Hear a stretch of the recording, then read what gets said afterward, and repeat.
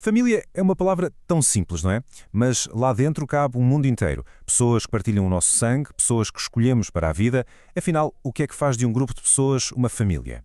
É isso que vamos tentar perceber juntos. Pois, essa é a grande questão. Será que se define apenas por laços de sangue ou por vivermos debaixo do mesmo teto? Ou será que há algo mais profundo? A verdade é que a resposta a esta pergunta, bem, ela tem mudado e muito ao longo da história. Olhamos para uma imagem como esta e a primeira palavra que nos vem à cabeça é família. É quase automático. Mas a verdade é que este modelo, esta imagem, já não chega para toda a gente. A nossa realidade mudou tanto que hoje em dia é quase impossível ter uma única definição que sirva para todas as famílias. Então, vamos a isso. A nossa primeira paragem é mesmo esta. Uma só palavra, mas com imensos significados. Vamos tentar perceber porque é que aqueles critérios clássicos, sabem? Viver juntos, ter laços de sangue, o casamento, porque é que tudo isso já não é suficiente? Durante muito tempo, os manuais eram claros. Para a sociologia, uma família definia-se por três coisas, basicamente: viver na mesma casa, ter laços de sangue e o casamento. Pronto. Parecia simples e arrumado, certo? Mas a vida real é sempre mais complicada. E hoje em dia estas regras são quebradas a toda a hora. Pensemos um bocadinho. E as famílias de migrantes, que vivem a milhares de quilómetros de distância? E os casais em união de facto? E as famílias com filhos adotados? Ou até estudantes que partilham uma casa e se tornam a família uns dos outros? Pois é, nenhuma daquelas caixinhas serve para explicar tudo isto. Agora, preparem-se para uma surpresa. E se vos dissesse que a origem da palavra família não tem nada a ver com amor ou laços de sangue? É verdade. Na Roma antiga, a palavra família referia-se ao conjunto de escravos que pertenciam a um patriarca.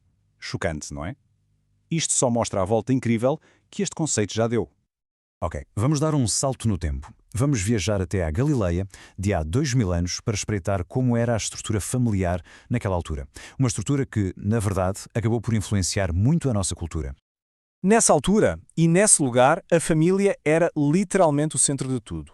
Não falamos da família pequenina de hoje. Falamos de clãs, famílias alargadas, onde a sobrevivência de todos dependia do trabalho de todos. A casa, a terra, o sustento, era tudo um grande projeto em comum. E como seria de esperar, os papéis estavam muito bem definidos. O homem era a figura de autoridade, o chefe religioso e legal, o protetor.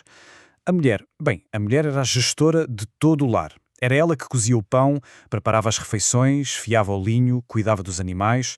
Era uma engrenagem onde cada peça era absolutamente essencial para que tudo funcionasse. O ritmo do dia a dia era, claro, ditado pelo trabalho. A refeição principal, aquela que juntava toda a gente, era a ceia, ao fim do dia. Era o momento de parar, descansar e estar em conjunto. E depois, claro, havia o sábado. O sábado era sagrado. Era um dia de paragem obrigatória do pôr do sol de sexta ao de sábado, para louvar a Deus e, claro, estar em família. Bem, depois deste mergulho na história, vamos mudar um pouco o foco. Vamos olhar para uma perspectiva mais espiritual.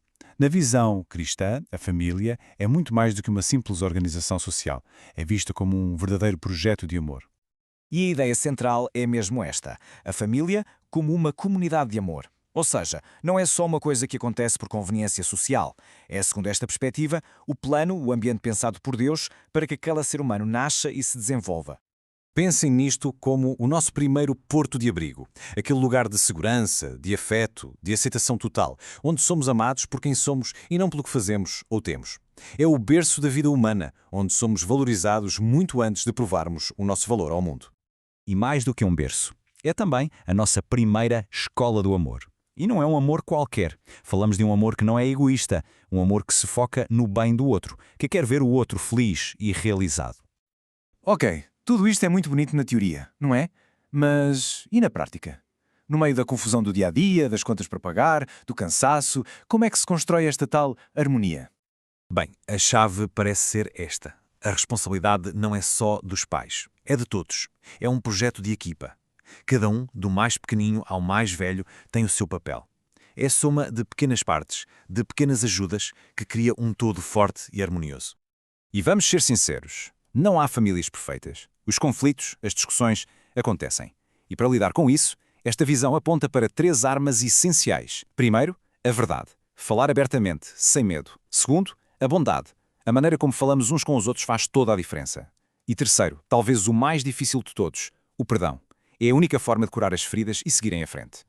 No fundo, a ideia é que a solidariedade não começa lá fora, no mundo.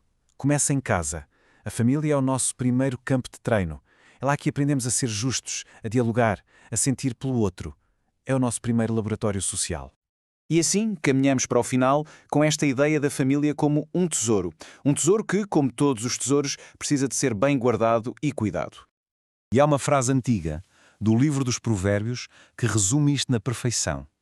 Mais vale um lar pobre, mas fraterno, do que uma casa rica, onde não existe respeito e amor. Acho que não há muito mais a acrescentar, pois não? A verdadeira riqueza é outra coisa. E tudo isto nos deixa com uma última pergunta para reflexão. Já vimos que família pode ser mil e uma coisas. Vimos este ideal de uma comunidade de amor. A questão que fica no ar é, seja qual for a forma da nossa família, como é que nós, no nosso dia-a-dia, podemos construir e alimentar essa comunidade? Como podemos ser ativamente essa comunidade de amor?